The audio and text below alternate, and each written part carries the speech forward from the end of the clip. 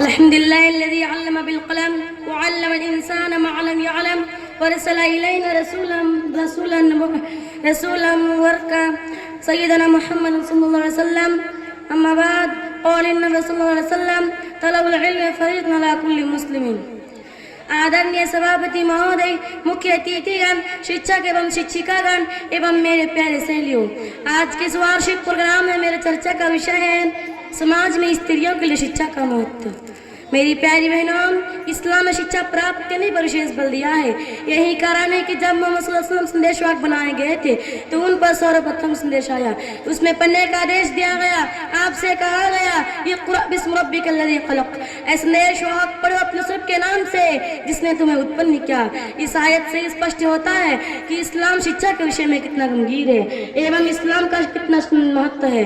यही कारण है कि संसार के अंतिम दूत मोहम्मद सल्लल्लाहु अलैहि वसल्लम ने पुरुषों के साथ महिलाओं को भी शिक्षा प्राप्त करना अनिवार्य किया। इस आदेश के अनुसार अल्लाह के संदेशवाहक मोहम्मद सल्लल्लाहु अलैहि वसल्लम ने पुरुषों के साथ महिलाओं को भी शिक्षा प्राप्त करना अनिवार्य कर दिया। मेरी प्यारी सहेलियों, इस्लाम में नारी शिक्षा का महत्व इस बात से प्रकट होता है कि नबी सल्लल्लाहु अलैहि वसल्लम ने सफ्ता में महिलाओं को एक दिन निर्धारित कर दिया था। बुखारी हदीस नंबर 101, जो कि अबू सईद खुदरी रज़ियल्लाहु अन्हु से वर्णित है कि महिलाओं ने अल्लाह के संदेशवाहक से कहा कि शिक्षा के विषय में पुरुष हमसे आगे हो गए, इसलिए आप हमें एक दिन निश्चित कर दीजिए। अतः आपने उन्हें एक दिन निर्धारित कर दिया जिसमें उनको अच्छी अच्छी बातें सिखलाते। मेरी प्यारी सहपाठियों, इतना ही नहीं बल्कि आप सल्लल्लाहु अलैहि वसल्लम ने ईद के दिन विशेष रूप से औरत की सभा में जाकर उनको अलग से शिक्षा देते।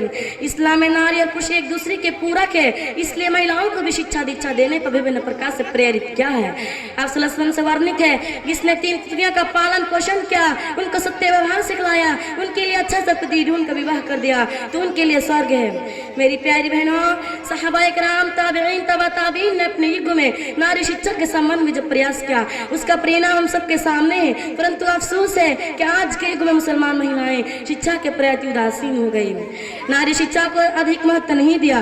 परिणाम स्वरूप मुस्लिम समाज का पूरा समाज शिक्षा के मैदान में बिछड़ता चला गया।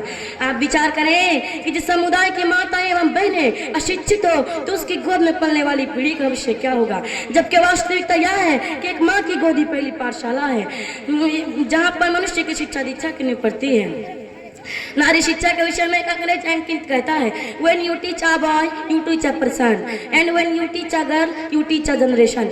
जब आप एक लड़के को पढ़ाते हैं तो आप एक व्यक्ति को पढ़ाते हैं, और जब एक लड़की को पढ़ाते हैं तो एक पीढ़ी को सिखाते हैं। परंतु शिक्षा के नाम पर बेपर्दगी पर इस्लाम अनुमति नहीं देता, बल्कि वह इस्लामी मर्यादा में रहकर शिक्षा ग्रहण करने का आदेश देता है। अतः हमारे लिए अब अनिवार्य है कि हम ऐसे स्कूल और कॉलेजों की संख्या को बढ़ाएं जहां पर हमारी बहन बेटी सुरक्षित रहकर अनेक प्रकार की शिक्षा प्राप्त कर सके। अंत में विश्वास से प्रार्थना है कि वह हमारे समाज को मुस्लिम नियमानुसार नारी को शिक्षा प्रदान करने की कृपा करें। आमीन। व आखिर दाना अल्हम्दुलिल्लाहि रब्बिल आलमीन। अस्सलामु अलैकुम।